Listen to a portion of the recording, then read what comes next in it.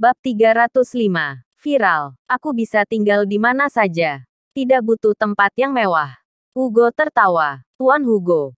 Keselamatanmu harus diutamakan. Tidak boleh ada masalah. Nathan menyiapkan tempat buat Hugo dan asistennya di sini. Tempat ini dianggap sebagai wilayah militer. Keamanan Tuan Hugo lebih terjaga. Jordan Group menjadi viral. Produk tersebut telah menghancurkan kamar dagang Anhemia. Kamar dagang Anhemia sudah terlambat untuk bereaksi. Pasar alat kesehatan hampir tergantikan. Bahkan teknisi teknologi inti ingin melarikan diri dan berencana untuk pergi ke Jordan Group. Saat ini kita diam tidak bergerak dulu. Mari kita tunggu sampai upacara pelantikan Panglima tertinggi selesai. Bobby Lange dan yang lainnya sangat tertekan. Tetapi mereka hanya bisa menahan diri. Bangkitnya Jordan Group juga menyebabkan tekanan untuk keluarga Kinsman. Terakhir kali merasakan tekanan semacam ini adalah Antra Group di bawah kepemimpinan Nathan. Tapi perhatian semua orang masih tertuju pada Hugo. Dia juga akan berpartisipasi dalam upacara pelantikan, sehingga harus tinggal di Anhemia untuk sementara waktu. Masih banyak orang yang berniat mengundangnya, tapi semuanya ditolak. Pada hari-hari berikutnya, Tuan Hugo tidak tinggal diam. Dia khusus membuka praktik di rumah sakit umum pertama kota Anhemia. Bukan sebagai dokter ahli khusus, tetapi dokter umum. Biaya pendaftaran hanya 12.000. Ini adalah berkah besar bagi warga Anhemia. Banyak pasien dengan penyakit rumit datang mencari Tuan Hugo. Hugo juga menjadikan Amanda sebagai asistennya. Ini membuat status Amanda di rumah sakit meningkat. Jabatan direktur sudah pasti miliknya. Setelah mengetahui ini, Nathan tersenyum tak berdaya. Dia ingin Tuan Hugo beristirahat. Sepertinya dia tidak bisa diam sama sekali. Ingin bekerja seperti biasa. Inilah sebabnya mengapa Hugo selalu menjadi harta paling penting di negara ini. Selama beberapa hari, Hugo bertempur di garis depan dan melihat banyak pasien. Di tempatnya, baik keluarga kaya maupun petani miskin diperlakukan sama. Banyak orang dari luar kota datang setelah mendengar ini. Bahkan Amanda telah menjadi selebriti kecil. Pada hari ini, Hugo sedang duduk di ruang praktik. Tiba-tiba, sekelompok orang datang, dengan tampang beringas dan niat membunuh. Terlihat bukan orang baik-baik, mata mereka lebih mengerikan. Banyak orang di koridor melihat mereka dan segera menghindar.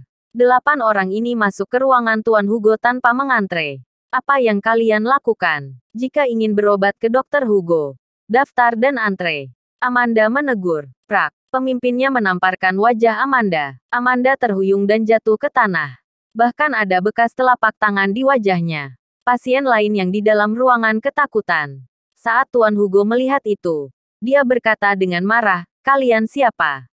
Mengapa memukuli orang?"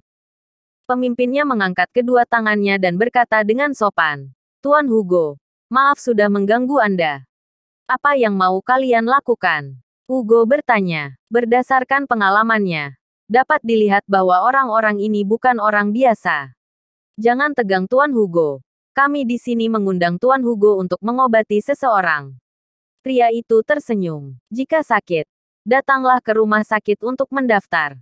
Aku akan berada di Anhemia beberapa hari ini, kata Hugo. Tidak, tidak, Tuan Hugo. Tuan muda kami mengatakan bahwa dia ingin mengundang Tuan Hugo ke tempatnya. Bila berobat ke sini, tidak sesuai dengan statusnya, kata pria itu. Hugo menolak, maaf. Aku tidak akan pergi kemanapun. Aku hanya akan datang ke sini. Bab 306. Cara halus atau kasar. Begitu Hugo mengatakan ini, wajah pria itu berubah dan marah, pria tua yang keras kepala. Mau cara halus atau kasar? Anda pilih sendiri. Hugo tersenyum. Apa yang kalian inginkan? Jika Tuan Hugo tidak mau, maka aku pribadi akan mengundang Anda untuk pergi. Maaf. Cahaya dingin melintas di mata pria itu. Ya, Tuan Hugo. Jangan paksa kami. Lagi pula, kami hanya meminta Anda untuk ikut kami mengobati orang.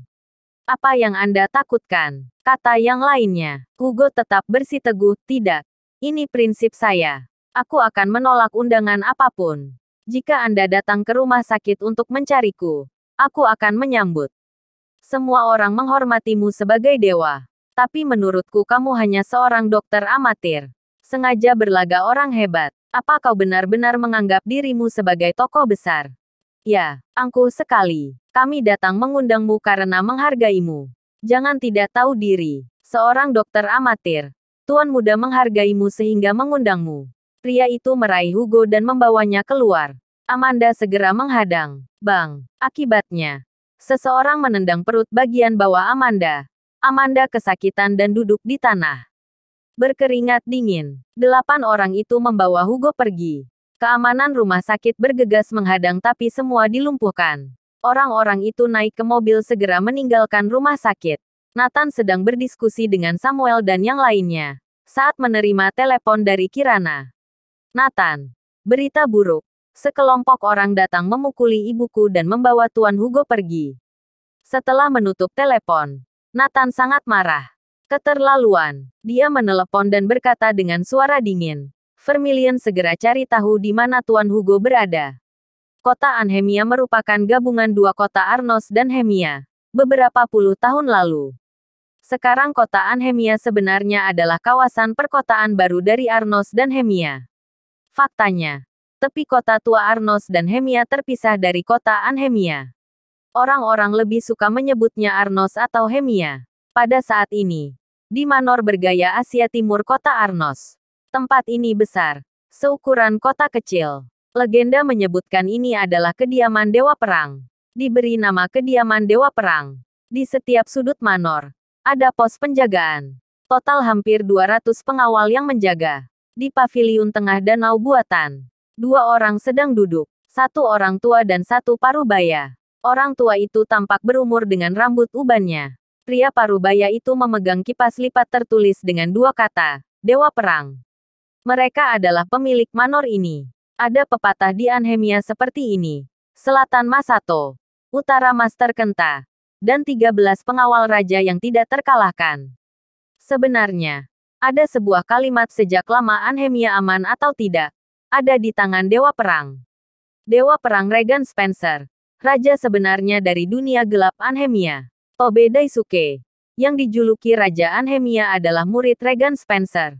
Bisa dibayangkan betapa menakutkannya Regan Spencer. Dia adalah bos nomor 1 sebenarnya di dunia gelap Anhemia.